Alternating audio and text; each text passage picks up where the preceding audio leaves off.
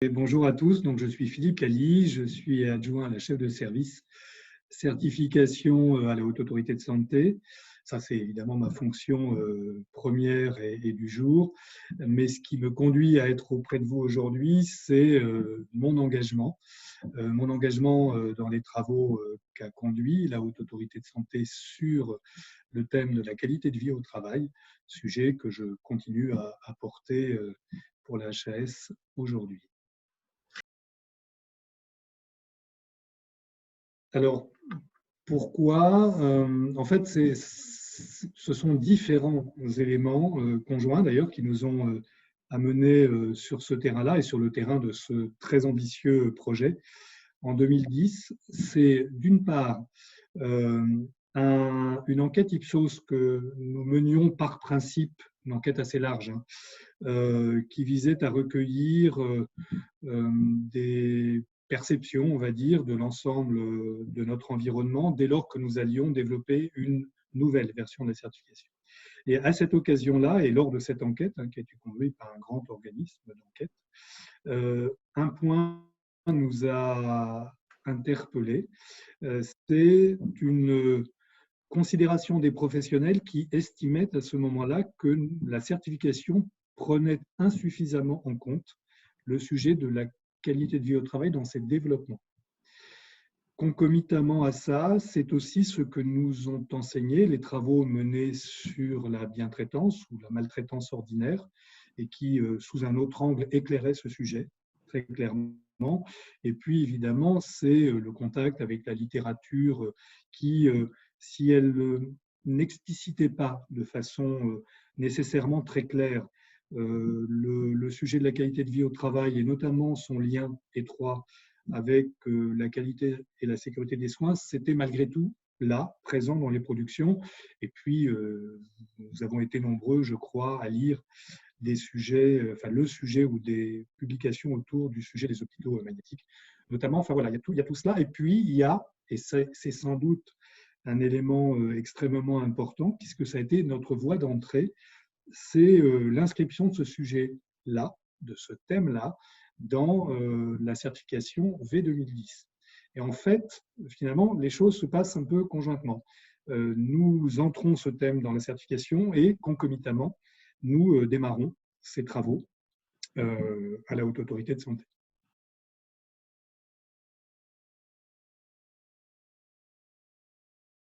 Sans surprise, évidemment, pour vous, la Haute Autorité de Santé, elle se saisit du sujet, évidemment, pour ce que je disais, pas forcément toujours totalement explicite dans la littérature. Et d'ailleurs, nous avons conduit une vaste revue de littérature pour étayer nos travaux. Mais malgré tout, la conviction qu'il y a un lien très étroit entre qualité de vie au travail, je préférais presque dire qualité du travail, et qualité et sécurité des soins. Évidemment, l'enjeu pour nous, il est majeur, puisque d'abord, un des éléments essentiels de nos missions est bien centré sur la qualité et la sécurité des soins, et nous avions là l'assurance qu'il y avait un levier fort, parmi d'autres certes, mais un levier fort à mobiliser pour aller plus loin dans les stratégies d'amélioration. Et ce levier, c'est précisément la qualité de vie au travail. Puis, ce n'est pas à vous que je vais apprendre la nature des enjeux quand on est à près de 400 000 événements indésirables graves, voilà, confirmés par les diverses enquêtes menées. Donc, et quand en plus on sait l'origine de ces événements indésirables graves, donc on sait qu'ils touchent, en gros, qu'ils s'originent dans le collectif professionnel, qu'ils sont des sujets d'équipe, mais qu'ils sont aussi, à travers les sujets d'équipe, des sujets de travail et de son organisation. Donc évidemment, la voie d'entrée, elle était importante. Alors, petite incidente quand même sur le sujet, parce que nous avons fait une entrée qui était... elle a un côté un peu paradoxal, enfin, je ne sais pas si l'adjectif est juste, mais en entrant par les portes de la certification et de la démarche qualité, nous savions aussi que nous entrions par une voie qui est celle qui est pointée, et je parle des démarches qualité quand je dis ça, par un certain nombre de sociologues du travail qui ont porté un regard sur ces sujets-là et qui ont dit et montré combien ces démarches qualité pouvaient justement être des démarches qui pouvaient potentiellement détériorer le sujet du travail chez les professionnels de santé dès lors que ces démarches se voulaient par trop procédurales. Vous voyez que la voie d'entrée, elle était pour nous un peu particulière. Elle était celle de la qualité des soins et des démarches qualité qui les portent. Et à la fois, nous savions que ces démarches-là pouvaient être relativement délétères pour le sujet que nous allions justement travailler.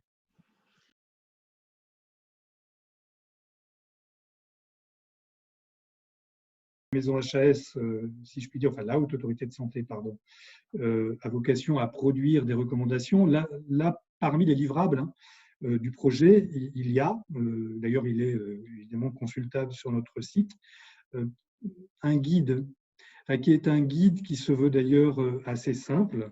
Enfin, on a essayé de le travailler ainsi, évidemment, avec quantité d'acteurs, représentant des établissements professionnels de santé, représentation syndicale pour évidemment les parties qui vont intéresser le dialogue social, en tout cas, parce que la question du travail doit aussi habiter le dialogue social dans l'organisation, des experts visiteurs, nous-mêmes, des scientifiques et des experts du sujet. Enfin, c'est avec tous ces gens que nous avons travaillé. Alors évidemment avec l'ANACT d'emblée, dès le démarrage de ce projet, et puis dans un second temps, mais un temps important, avec la DGOS. Dans ce temps où, j'y reviendrai peut-être, nous avons déployé le dispositif des clusters sociaux en région pour finalement tester ces productions. Alors ces productions, elles avaient pour but au départ, elles avaient un objectif finalement assez simple et sans doute assez ambitieux à la fois, qui était d'éclairer mieux le sujet, parce que rappelons-nous, en 2010, quand on parlait de qualité de vie au travail, les représentations étaient très hétérogènes. Beaucoup, dans les observations qui étaient les nôtres, beaucoup RH, beaucoup centrés sur les RPS, ou centrés sur le bien-être, et il était plutôt question de plantes vertes, de gym et de moments conviviaux, plutôt que de réflexions menées sur la question véritable du travail lui-même. Et donc, c'est pour ça qu'on a développé ces travaux. Et donc, un guide qui est un guide, on va dire, utile pour éclairer les professionnels qui souhaitent s'engager dans ces démarches, les conduire, les porter. Donc, plutôt porteur d'éléments de guidance et de référence et pas, n'a pas la nature clairement d'une recommandation. Voilà, il est nourri, de tous ces travaux que nous avons pu conduire.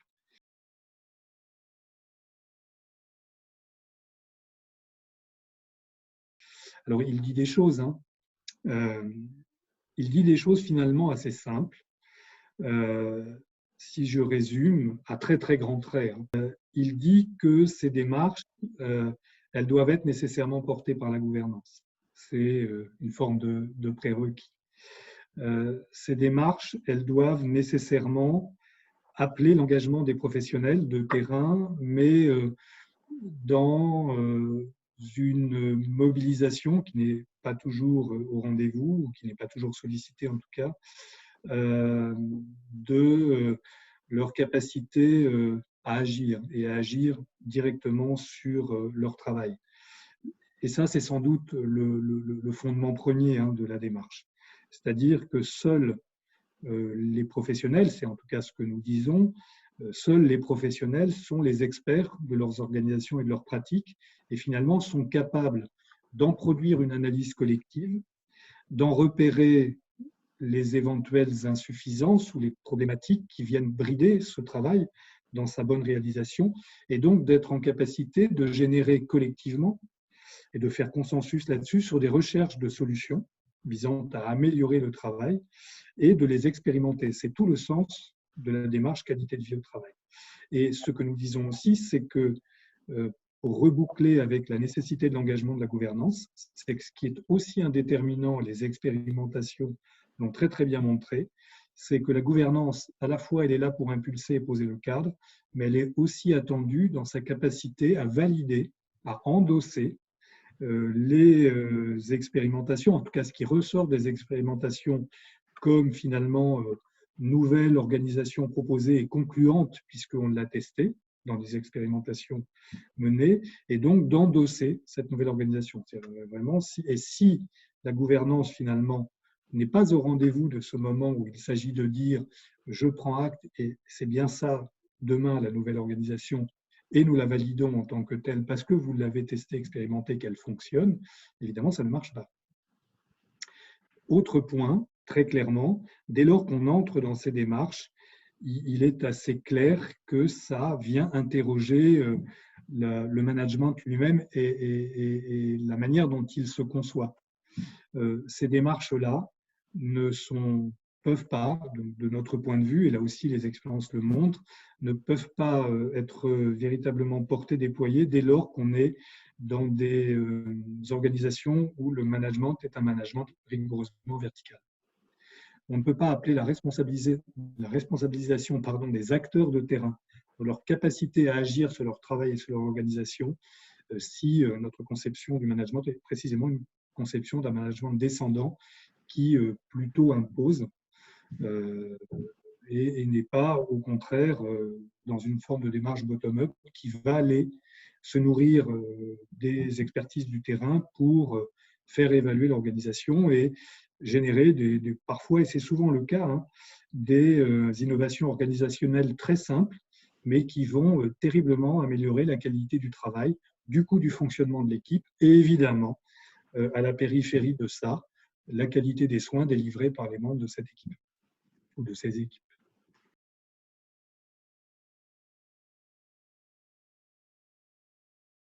Je le dis d'ailleurs en général, parce que cette information-là, elle intéresse notre sujet comme elle peut en intéresser d'autres, à la Haute Autorité de Santé. La Haute Autorité de Santé s'est récemment intéressée à la mesure d'impact de ces productions.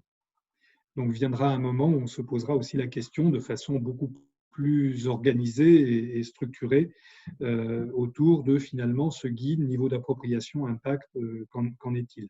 On n'a pas véritablement mené ce travail-là sous cet angle-là en tout cas. Le seul regard que nous avons aujourd'hui, c'est celui des expérimentations et de ce que nous en avons retiré. Et ce que nous en avons retiré, finalement, globalement, est venu attester ce que dit le guide sur je mets des guillemets, la bonne manière de conduire une démarche, de la mener. Et finalement, reprenant globalement les éléments que j'ai décrits comme étant soit des prérequis, soit des éléments nécessaires pour que ce soit, en tout cas, la démarche soit productive. Donc, ça vient complètement confirmer la nécessité de l'engagement de la gouvernance, ça vient complètement confirmer la nécessité que s'opère un consensus entre les acteurs de l'équipe autour du sujet dont ils vont se saisir pour travailler l'amélioration de ce qui a été constaté comme insuffisamment fonctionnant ou voire dysfonctionnant, pourquoi pas, et de la capacité, évidemment, cette possibilité d'organisation, de conduire des expérimentations, ce nécessaire droit à l'erreur quand on conduit de l'expérimentation, ça c'est absolument important, qui réappelle justement le registre de confiance dans lequel ces acteurs doivent opérer et qui du coup, quand on parle de registre de confiance, renvoie à la conception d'un management participatif, ce que vous savez évidemment parfaitement. Et puis cette capacité évidemment de la gouvernance à adopter ces innovations organisationnelles dès lors qu'elles sont probantes. Et puis, il y a un autre enseignement qui, je trouve très intéressant, qui est ressorti des expérimentations, au-delà de ce que je viens de dire, et ça a été retraduit assez bien, même très bien d'ailleurs par les chercheurs qui ont produit l'évaluation des clusters. C'est sous cette forme-là qu'on a évalué. Et d'ailleurs, le rapport transversal est disponible sur notre site. Il y en a une synthèse même, parce qu'il est un peu épais. Mais ils ont pointé quelque chose d'important qui vient complètement compléter tout le registre des éléments que je viens de développer. C'est, on voit bien qu'il y a un point de butée qui souvent est un point d'échec. C'est quand les établissements, les équipes, les organisations se saisissent, quand ils veulent aborder le sujet de la qualité de vie au travail, de sujets beaucoup trop vastes. Et ça, c'est souvent un point de butée. Et là où ça a très bien fonctionné, Et là, pour le coup, j'ai employé les mots qu'ont employé nos chercheurs, enfin, je dis nos, mais possède pas les chercheurs, pardon, qui ont travaillé avec nous et qui ont fait cette évaluation.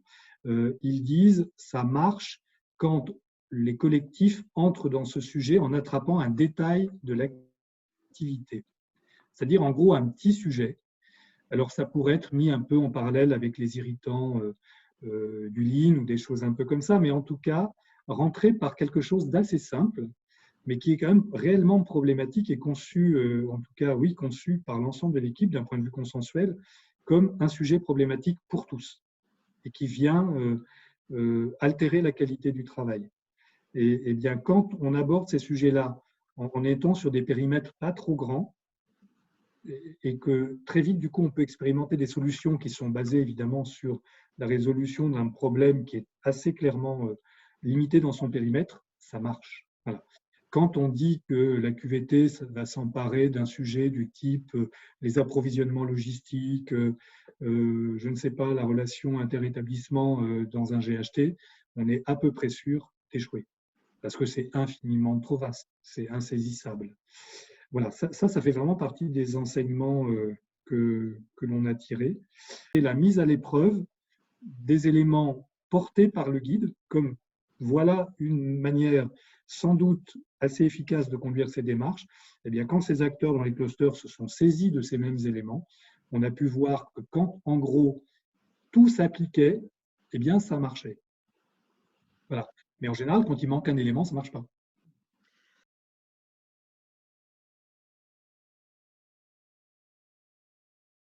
Ce que je trouve très intéressant dans la manière dont ce sujet est porté dans votre région, d'abord, quand vous en citez les acteurs, évidemment, on est particulièrement intéressé parce que je pense, et c'était d'ailleurs un des sujets de notre projet, du projet en tout cas, le projet à travers les clusters, et parce que nous avons travaillé non seulement avec les ARACT, mais aussi avec les agences régionales de santé dans le déploiement des clusters, et vous en étiez des acteurs.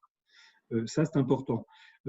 Pourquoi, évidemment, dans ce déploiement territorial, nous avions évidemment très spontanément travaillé avec ces acteurs, c'est parce que vous en êtes des acteurs assez principaux et centraux dès lors qu'on est sur le sujet du portage. Dès lors aussi, et vous l'avez très bien dit, que l'on ne lâche pas le sujet du lien entre qualité de vie au travail et qualité et sécurité des soins, qui sont vos sujets comme ils sont les nôtres. Et à ce titre, je vais vous dire, mais ce que je vais dire est probablement pour vous, en plus qui êtes des acteurs très, très engagés dans ces démarches, enfin, une forme de conviction qui peut-être s'est forgée un peu au fil du temps, enfin en tout cas qui a pris en consistance au fil du temps. C'est cette conviction qui consiste à dire que ces démarches, je dis bien ces démarches au pluriel, qu'elles soient de qualité de vie au travail, de qualité des soins, de qualité de sécurité des soins, ou qu'elles soient de soutien des équipes, en gros, d'amélioration du travail en équipe. Finalement, on fait le constat assez simple ou assez aisé, c'est que toutes ces démarches, elles empruntent le même chemin. En tout cas, elles répondent aux mêmes attendus que ceux que j'évoquais tout à l'heure. Si je fais juste un petit pas de côté, pour revenir à votre question après, mais une démarche qualité-sécurité dans un établissement qui finalement ne répondrait pas à ce que j'ai dit précédemment, être les éléments qui vont assurer la réussite d'une démarche qualité de vie au travail, eh bien, ça ne marchera pas plus pour une démarche qualité-sécurité des soins. S'il n'y a pas de portage par la gouvernance, s'il n'y a pas une responsabilisation et un engagement des acteurs de terrain, si on ne leur fait pas confiance dans leur capacité à réfléchir ensemble, si on ne mobilise pas leur expertise pour travailler des sujets d'amélioration, eh bien, ça ne marchera pas. Eh bien, c'est tout pareil. Et donc, finalement, toutes ces démarches, elles sont des voies d'entrée, me semble-t-il, assez pas différentes, mais finalement très conjointes, pour tendre toujours vers un même sujet, le même, hein, qui est améliorer le travail, améliorer la façon de travailler, améliorer le travailler ensemble, et tout ça pour améliorer la qualité du travail qu'on fournit et donc améliorer la qualité et la sécurité des soins. Donc finalement, les préceptes sont littéralement les mêmes et ce qui de temps en temps nous étonne un peu, et je pense que c'est ça qu'il faut travailler vraiment, enfin, je le dis très modestement, ne prenez pas ça comme une forme d'injonction, et ce n'est même pas d'ailleurs un conseil, c'est un élément à partager avec vous, c'est de s'étonner en tout cas toujours et de travailler au fait que ça ne soit plus demain, que ces démarches puissent être conduites distinctement, dans des démarches en silo et non articulées. Et ça, vraiment, je m'en étonne. Et on voit même des organisations que je ne citerai pas, où finalement le service qui est sur la qualité de vie au travail ou s'intéresse à ces sujets-là n'est pas en lien avec le service qui, lui, est sur la qualité de la sécurité des soins. C'est toujours assez étonnant et je pense très clairement que ça ne peut pas bien fonctionner si à un moment ne s'opère pas une véritable articulation de toutes ces démarches qui finalement, clairement, je le disais, ont absolument la même visée.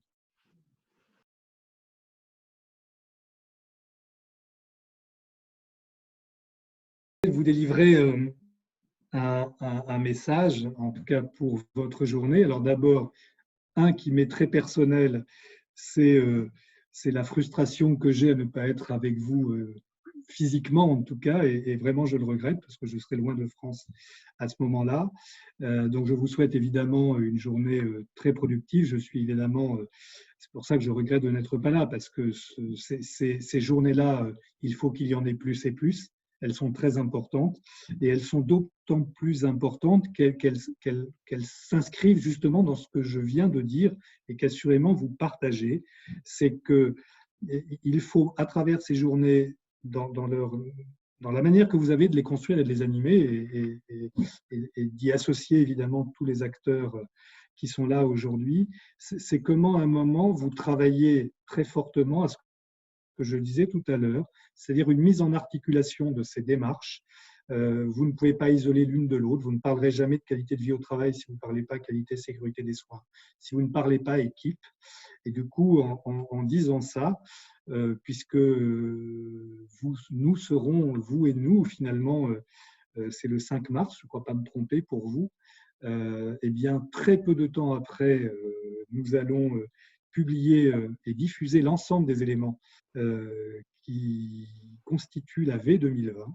Eh bien, vous verrez que dans la V 2020, l'articulation dont je parle, finalement, elle est présente, puisque le sujet qualité de vie au travail est très clairement logé dans la dimension d'équipe, dans la dimension du leadership, dans la dimension, oui, du travail collectif et des démarches qui le soutiennent. Donc voilà, on s'est efforcé en tout cas à ça, et c'est pas la QVT n'est pas un objet comme ça complètement isolé dans le référentiel. Il est bien installé dans cette dimension-là. Et comme vous le verrez, et certains d'entre vous qui ont travaillé avec nous le savent déjà, le sujet de l'équipe, et je pense qu'on peut conclure là-dessus, c'est d'abord et avant tout un sujet d'équipe. Le sujet d'équipe, c'est un des éléments du trépied de la V 2020.